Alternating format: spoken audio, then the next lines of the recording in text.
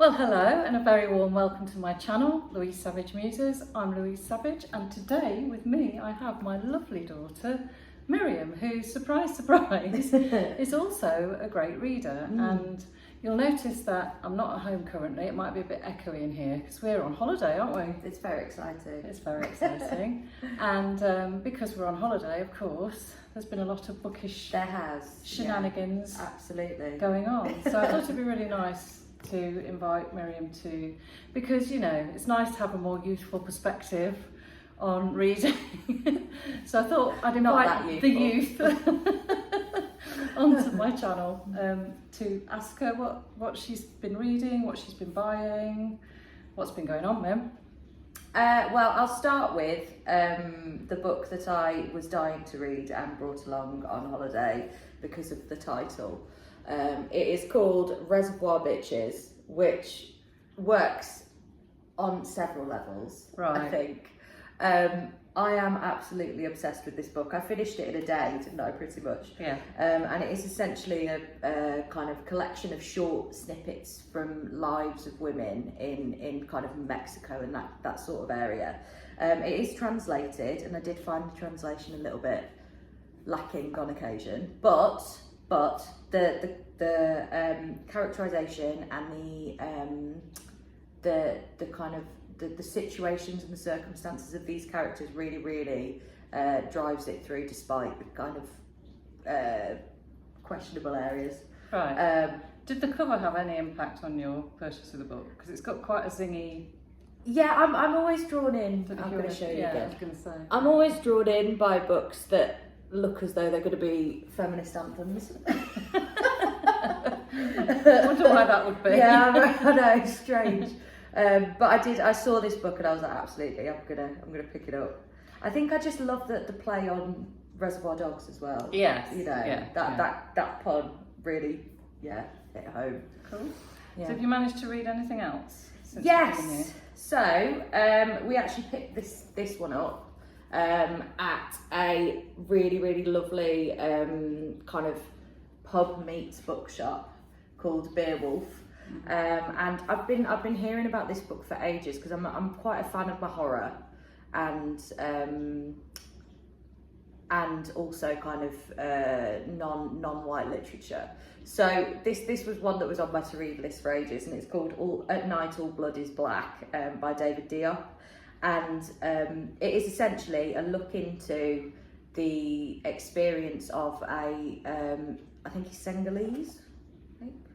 Senegalese soldier in World War One, and it is essentially, despite all the gore and the grit and the horror of war, which is very it's a strong force within the book, but despite all of that, it's a really interesting look at the expectations that people had for kind of African soldiers in World War One. And I don't know about anybody else, but it's only recently really that I've been learning about the kind of different places and different cultures that soldiers during World War One had come from. I think it's a part of history that has been whitewashed a lot.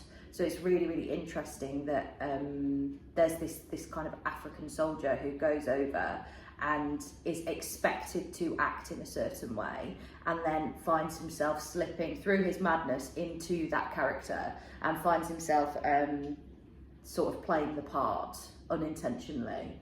It's really interesting.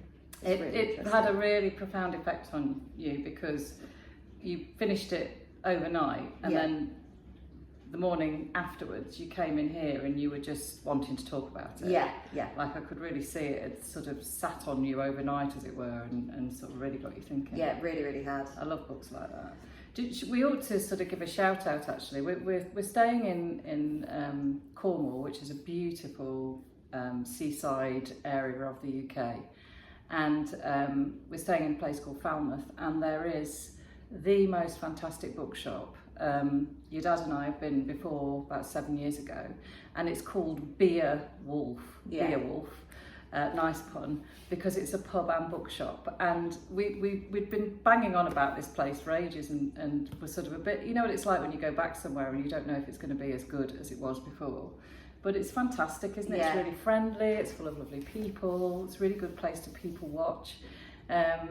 It's got a beautiful garden, the beer's really good. And the collection of books really impressed me, actually, because I think there's a lot of stuff there that I wasn't expecting. That there's a lot of fiction that's quite alternative, and there's a lot of also you see an author's name because you know a book that they've done, like that's quite well known, but there's another option for that author that you haven't really thought about. Do you think it's a sign of the way a bookshop reflects the community that it serves, because Falmouth's renowned for its art students as a very sort of arty culture. So I think the bookshop reflects that as well. So we've really enjoyed that, haven't we? And the beer is great. The beer is really good. My priorities are in the right place. Book and beer. So did you buy anything else from Beerwolf? I can't remember. Yes, I did. That's just grovelling down there to see I've what just got piles and piles and piles of books. This is what I bought from Beerwolf. You will see this. It was a very reasonable £4.50. Sarah Hall Burntcoat. I've not heard of this one before. I've heard of Sarah Hall before. I'm sure I've read at least one of her books. Yeah, I can't remember it. I haven't read any of hers before, I don't think. But I just loved the blurb because it kind of sounds like dark academia, and I'm just really here for that. It's about a painter, which again harkens back to the kind of Falmouth being a spot for artists, doesn't it? Yeah, it does. But yeah, it just sounds very gothic, very moody, which is very me. Yeah, excellent. And you also brought a pile of books along with you to read. I did. You, that you're slowly working your way through. Very, very slowly. Yeah, not very that slowly. So, first one, Babylonia.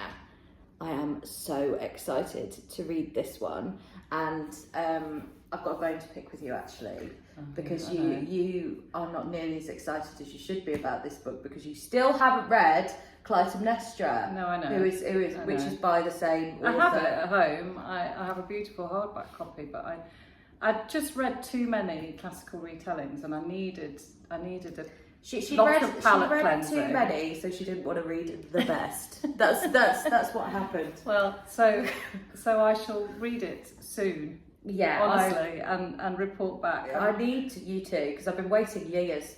Trouble is, when somebody really builds something and you're worried you're going to be disappointed, it's a bit like when you go and see a film that everyone's raved about. Anyway, I'm sure it'll be fine. So so this is Costanza Cosati, isn't it, the writer? And what is Babylonia about? So the clue's in the title a bit. Yeah, one of the reasons I'm so excited about this is because it's set in ancient Mesopotamia, and for those who aren't aware, ancient Mesopotamia is a civilization that predates ancient Greece and Rome by thousands and thousands of years.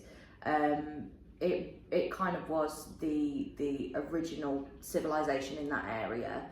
And in the Middle East. In the Middle East, yeah, and was fascinating. I actually did a big portion of my dissertation about ancient Mesopotamia, so I'm a big fan. I haven't actually ever seen any. This may be me being ignorant, but I haven't actually ever seen any retellings from ancient Mesopotamia yet. I don't think I have. Which is one of the reasons that this was so exciting for me as a massive classical retelling fan. I'm just really excited because I've got a bit of a knowledge when it comes to, I'm rusty, but I've got a bit of a knowledge when it comes to the culture and the customs of ancient Mesopotamia, and they were far more free and socially accepting than the Greeks and the Romans. Right. So I'm excited to see whether that translates into this book. Again, I haven't read it yet, but it is going to happen. Beautiful cover as well. It's really absolutely stunning, and it fits in beautifully with the Clytemnestra cover as well. I thought it was going to say it fits in beautifully with your usual shade of eyeshadow. I mean, pretty much. Who wouldn't want to be seen walking around with that book? Yeah, well, frankly, yeah, I'm very excited to read that one. Cool. Another one, which is a bit of a horror moment, is this. Feast While You Can. I've heard some good things about this book in the way that it's essentially a romance horror, which... Who's it by? Has it got two authors? Yes. Mikaella, Clements and Onjuli Data. Don't know them, but I'm very excited. It's essentially kind of a lesbian vampire fiction. Wow. Which is right up my alley, frankly. Yeah, very excited. I've not actually read a vampire fiction since I read Dracula years and years ago, so I'm quite excited to see if any of the tropes have changed or not. That's really surprised me. I kind of thought you might have read more. I don't know. No, I love horror, but I find. Do you not count Twilight? You were, well, you were into that as a teenager. I read that before Dracula. when I was Did that inspire when I had you no to taste. Dracula? I was saying to you actually, wasn't I, that a friend of mine, we rewatched the Twilight Saga recently and realised how there is zero plot for most for most of it.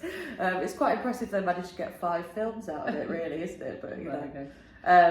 Anyway, back to the point. I haven't really delved into vampires much, and it is because I think it's been overdone. And I think that whole Twilight era where everybody was writing about vampires for a hot second, I think that's kind of one of the reasons that I've never delved. Right. So when I saw this, I was quite excited because just from the front cover, it looks like my sort of thing, and I like the fact that it's LGBT as well.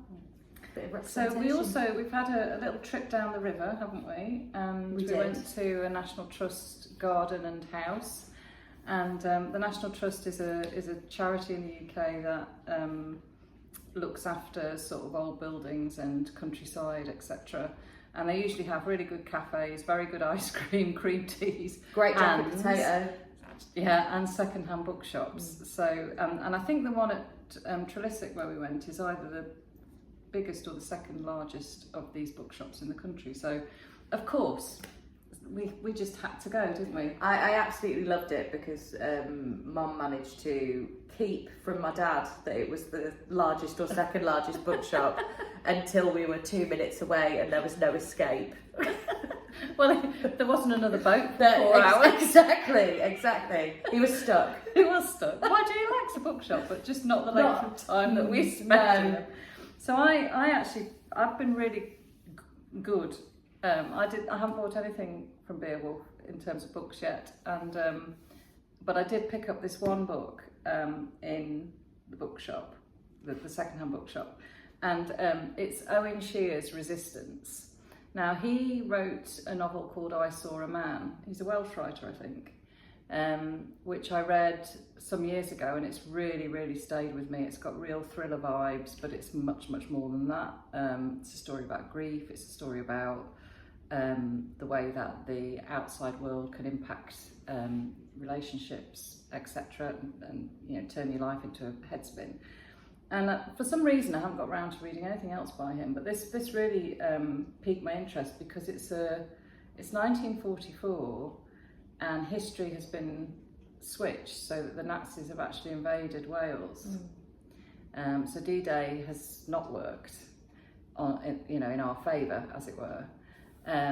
So it's a sort of rewriting of history, but it really looks at what happens to the women. You know, so it's a male author exploring, I suspect, the courage and the resolution and the resistance, as the title suspects, of largely female characters. That's my understanding anyway. So if anyone's read it, please, don't give any spoilers away, but please let me know whether I'm on the right lines. So yeah, I was really pleased to pick that up. That was a real find. Love it. Yeah. What did you get? Lots. She could hardly hold a bag. Like she's practically limping by the time we got back to this flat. Shall we start with the one that you very kindly got me? Oh yes, I'd forgotten. So this book, Small Island, Mum and Dad essentially were absolutely appalled that I've not read it already. Say appalled. I think appalled definitely sums up the venom. I think it's one of it's one of my favourite books, but I also think it's one of your dad's favourites. Well, you two have absolutely raved about it. I've started it yesterday, as you can see. I haven't been very successful yet, but I've really enjoyed so far the setting up of the situation and the fact that this poor woman has come across Hortense has come across the ocean and is met with a tiny little bedroom. So I think I love it because I've actually done recently. I'm a teacher, shocker. I've recently done a scheme of work with Year 7 about Windrush and about because Benjamin Zephaniah wrote a book called The Windrush Child, and it's given me similar vibes already, which I'm a big fan of. So yeah, exciting stuff. I'm ready to read it. Good. I also bought myself a fair few books. Well, I'm going to talk about a couple just because they were ones that were recommended. Was this from Beerwolf or was this from the... Oh, that was from Beerwolf. This was from Beerwolf. Doesn't really matter. This was from Beerwolf. It's called Room, and you are convinced that it will be one of my faves. I think you'll really enjoy it. Just because it's very clearly thriller, it's very clearly tense, and essentially it's about a boy that grows up in a room, isn't it? And yeah, with he's his 5 mother. and he's never left the room. Yeah. I think the thing I loved about it was the voice. That she can write so convincingly I think he's 5, from a young boy's perspective. Yeah. But also a young boy who's not seen the wider world, only heard about it through his mother's, experiences. And I read that quite a long time ago, and it was I found it put down. But I do think the ending maybe fizzles Spoiler. a bit. So I'll be really interested to see what you think of it now. But also introduced me to Emma Donaghue, who has written lots of really, really interesting books. She writes historical fiction, but she also writes lots of other things. She's one of those authors who's multifaceted. So, it might be a nice introduction to her as well. Did she write The Lovely Bones? No. No, I was going to say, because on the front it says it's as compelling as. As compelling as, yeah. Yeah, that was Alice Sebold, wasn't it? I think her name was. Yeah. Good book, good choice. I'm excited for that one. I love a thriller. I love anything that's a little bit messed up, which I don't know what that says about me, but here we are. Probably that you've got a very ordinary existence. I wouldn't say that.